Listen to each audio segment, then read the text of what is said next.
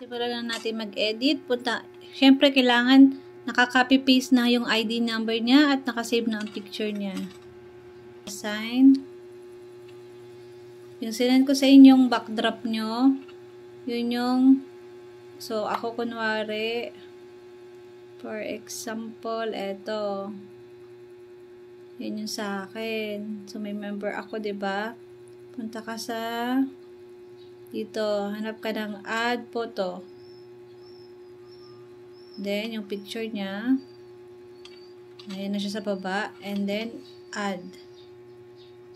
Okay. Then, paarisin natin yung background niya. Dito ka uli. Hanapin mo yung cut out. Ayan. Then, piliin mo yung person. Ayan. So, yung buong tao lang. Then, check mo yan. O, diba? Then, ngayon, palakihin mo siya. Kailangan kakasya dun siya sa bilog. Okay. Then, may exist siya, diba? Nakikita nyo, sobra yung picture. Nakikita nyo yung pambura sa taas.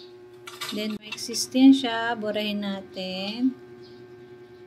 Okay. Kailangan, yung pagbura natin is pasok doon sa line. Pag okay na, then check. Ayan, di ba? Then ngayon, maglalagay tayo ng text. Ayan. Okay, ipipaste natin yung ID niya dyan. Paste. Ayan, ito siya.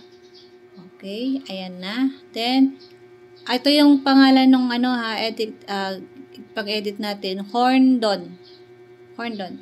Then, para kumapal siya, punta ka sa stroke. Itodo mo yan. Todo. Ayan. Todo yung white niya, diba? So, paliitin mo yan ngayon.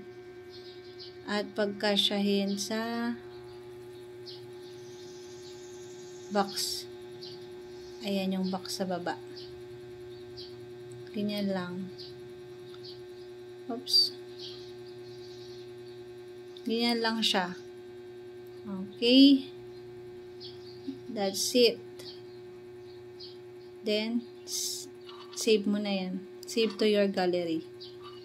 Ayan. So, pansin mo, nandito na yan sa ating gallery.